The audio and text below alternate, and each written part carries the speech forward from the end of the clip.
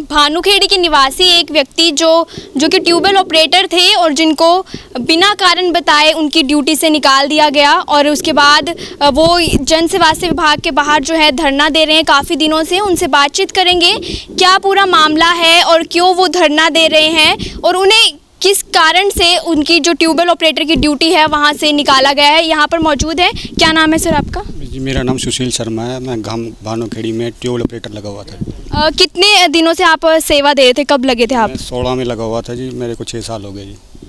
तो कब निकाला गया आपको और क्या कारण बताया गया? मेरे को 22 फरवरी को जी साहब का फ़ोन आता है जी भी आपको ड्यूटी पे नहीं रखा, मतलब कि आपको ड्यूटी से वंचित किया गया है।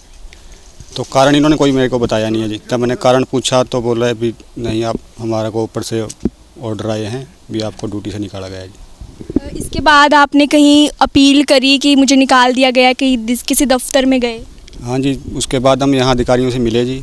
तो जो हमारी सर्व कर्मचारी संघ की यूनियन है उन्होंने अधिकारी से बात की जी, एक्शन साहब से जी। तो हमने उसके एवज में यहाँ 2 दिन धरना भी दिया जी। लेकिन उसके बाद एक्शन साहब ने हमको आश्वासन दिया जी आपको 2 महीने बाद दोबारा ड्यूटी पर रख लिया जाएगा। लेकिन जब उसके बाद हम 2-3 महीने बाद मिले तो उसके बाद एक्शन साहब बोल रहे भी इसमें हम कुछ नहीं कर सकते, टालम टोल करने लगे जी। तो उसके बाद आप फिर कौन से विभाग में गए?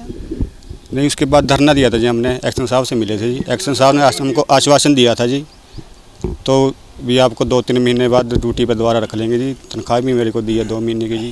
क्या यहाँ पर धरने में कोई मिलने आया आपसे? नहीं, यहाँ पर कोई नहीं मिलने आया जी अभी तक। तो हम डीसी साहब के पास भी गए हैं तो उसकी मेरे पास कापी भी है। विजय साहब के पास भी गए हैं जी। एससी साहब के पास भी गए हैं जी। कैंट में बैठता है हमारा एससी जी, उसकी जो भी हमने दी है उसकी मेरे पास ये कापी है जी। तो मतलब सभी विभागों से आपको आश्वासन ही मिल रहे हैं अभी तक? हाँ जी, हाँ जी। नहीं, आश्वासन नहीं जी, बस हम तो ये दिया है जी हमने, लेकिन हमको कोई आश्वासन नहीं दिया गया है जी भी आपको रखेंगे या नहीं रखेंगे जी। कोई जवाब नहीं दिया गया जी। ठोस जवाब हमको कोई नहीं दिया गया जी। कितने दिनों से आप यहाँ पे धरना दे रहे हैं? हमको आज 7वां दिन है जी। कब तक रहेगा? अगर कुछ नहीं होती कार्रवाई आगे तो क्या करेंगे आप? हमारा धरना जारी रहेगा। अगर उसके बाद भी अधिकारी हमारे नहीं सुनते हैं जी तो उसकी जी जो मेरी जान माल की जो भी होगी नुकसान होगा तो एक्शन साहब जिम्मेदार होंगे इसके। ये सुशील शर्मा है जो कि भानुखेड़ी के रहने वाले हैं और ये भी कई विभागों में गए और कई विभागों में जाने के बाद भी इन्हें आश्वासन दिए जाते हैं। हालांकि एससी के पास भी गए, एक्सिन के पास भी गए, कहीं ना कहीं जो विभाग हैं वो एक दूसरे पर मतलब कि आरोप लगाते हैं। एक विभाग के पास जाते हैं तो उनका कहना होता है कि हमारे विभाग का कार्य नहीं है और हमारे दूसरे विभाग के पास जाते हैं तो वो कहते हैं कि हमारे विभाग का कार्य नहीं है। यहाँ पर इनके पिताजी भी मौजूद हैं, उनसे बातचीत करते हैं। क्या कहना चाहेंगे? आपके बेटे को बिना कारण बताए ड्यूटी से निकाल दिया गया, ट्यूबवेल ऑपरेटर लगे हुए थे वो। हमको 40 साल हो गए मेरे को, जब कोई मेरी वोट बनी है ना, मैंने बीजेपी की भी वोट पाई है, बीजेपी की सारी वोट पाई है, किसी दूसरी पार्टी की कभी वोट नहीं पाई है। इतनी सेवा करी है पार्टी की, दिन रात रैली में आते थे, बंदे को लाते थे, शाम को दारू पिलाते थे। हम इसमें लड़ गए, क्या किसान यूनियन में चले गए, इसकी वजह से मेरा लड़का निकाल दिया।